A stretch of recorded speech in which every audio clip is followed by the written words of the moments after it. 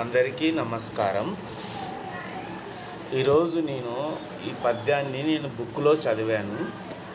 ఆ పద్యాన్ని చెప్తాను, మీకు ఎవరికైనా అర్థం తెలిస్తే చెప్పండి. తల్లి గర్భము నుండి ధనము త్యాడెవ్వడు, వెళ్ళిపోయిడు నాడు వెంటరాదు. లక్షాధికారైన లవణమన్నమే గాని, మెరుగు బంగారము మింగబోడు. విత్తమార్జన చేసి విర్రవీగుటే గాని, కూడబెట్టిన సొమ్ము కూడవబోడు.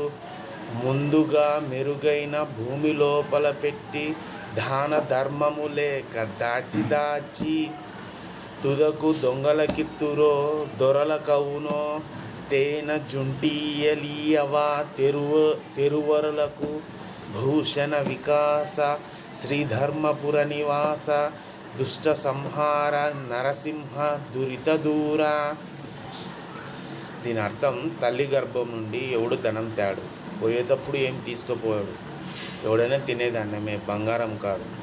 మనం సంపాదించిన దాంట్లో కనీసం కొద్దిగైనా దానం చేయాలి. అలా దాన ధర్మాలు లేకుండా దాచుకొని చివరి దొంగలు తీసిపోతారు, లేకపోతే గవర్నమెంట్ తీసిపోతుంది. బెస్ట్ ఉదాహరణ, తేనెటీగలు ఎక్కడెక్కడో పోయి తేనెని తీసుకొస్తాయి. ఎవడో వచ్చి పొగబెట్టి ఆ తేనె వాడి తీసుకుపోతాడు. ఎల్లప్పుడూ భగవద్భక్తి కలిగి ఉండాలనేదే దీని అర్థం. తప్పులు ఏమైనా ఉంటే క్షమించండి. దయచేసి సబ్స్క్రైబ్ చేసుకోండి. ధన్యవాదాలు.